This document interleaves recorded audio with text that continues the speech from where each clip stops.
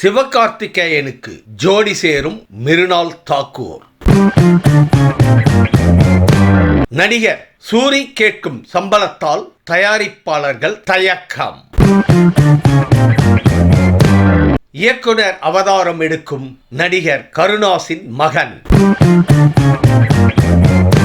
சிங்கத்தின் ஆட்டம் விரைவில். சிம்பு படத்தின் புதிய அப்டேட். அன்பு தமிழ் நெஞ்சங்களுக்கு மெர்சல் கெலாட்டாவின் அன்பு வணக்கம். வாங்க இன்றைய காணொளி இதோ. வெங்கட் பிரபு இயக்கத்தில் சிவகார்த்திகேயன் விரைவில் ஒரு திரைப்படத்தில் நடிக்க உள்ளார். இதற்கான ஸ்கிரிப்ட் பணிகள் நடைபெற்று வந்த நிலையில் தற்போது அது முடிவடைந்து விட்டதாகவும், இதில் சிவகார்த்திகேயன் முற்றிலும் வித்தியாசமான கதாபாத்திரத்தில் நடிக்க இருப்பதாகவும் வெங்கட் பிரபு தெரிவித்துள்ளார். இந்த திரைப்படத்தில் மிருனால் தாக்கூரை ஹீரோயினாக நடிக்க வைக்க பேச்சுவார்த்தைகள் நடந்து வருகின்றன.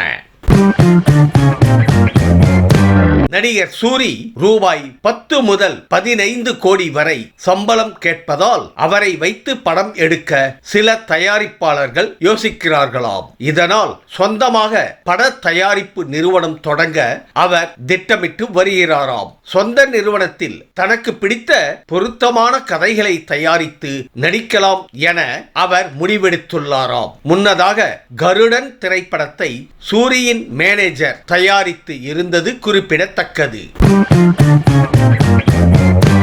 அம்பாசமுத்திரம், அம்பானி, நெடுஞ்சாலை உள்ளிட்ட திரைப்படங்களில் குழந்தை நட்சத்திரமாக அசத்தியவர் கருணாஸ் மகன் கென்.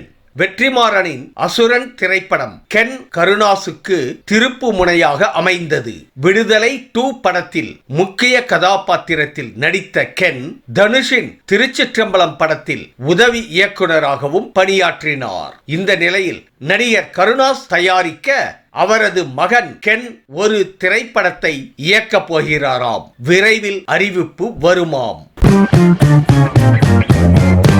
வெற்றிமாறன் இயக்கத்தில் சிம்பு நடிக்க இருந்த திரைப்படம் சம்பள பிரச்சனை காரணமாக டிராப் ஆனதாக தகவல்கள் வெளியாகின.